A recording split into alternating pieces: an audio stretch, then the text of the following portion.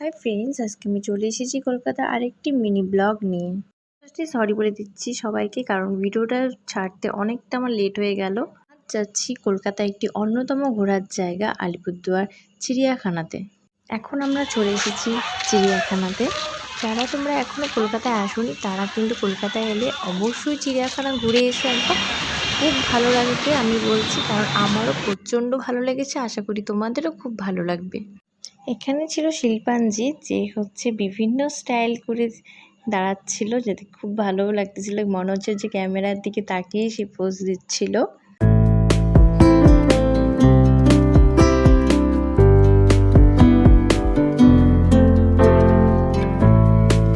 নানান ধরনের পাখি, ময়ূর ছিল এখানে।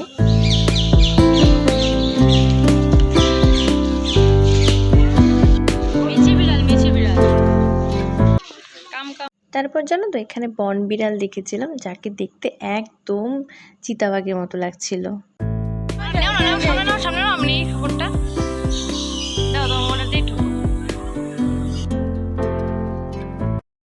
তারপর আরেকটি পাখি ছিল, যে খুব সুন্দর দেখতে ছিল। যখনই ক্যামেরাটা আমি সামনে নিয়ে যাচ্ছিলাম ফোনটা, তখনই খালি ঠুকরাচ্ছিল পাখিটা। এবার চলে এলাম বাঘ মামার কাছে।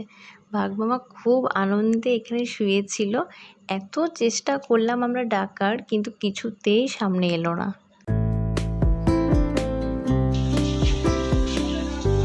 এই হচ্ছে নেকড়ে। চলে এলাম জিরাফের কাছে। এত লম্বা, সামনের থেকে দেখতে তো দারুণ লাগছিল। তার পাশেই ছিল ডোরা কাটা জিরাফ। তো আমার তো এগুলোকে দেখে এত ভালো লাগছিল যে এখান থেকে বেরোতে ইচ্ছাই করছিল না। ভালো লাগলে ভিডিওটি অবশ্যই লাইক, কমেন্ট, শেয়ার করে দিও।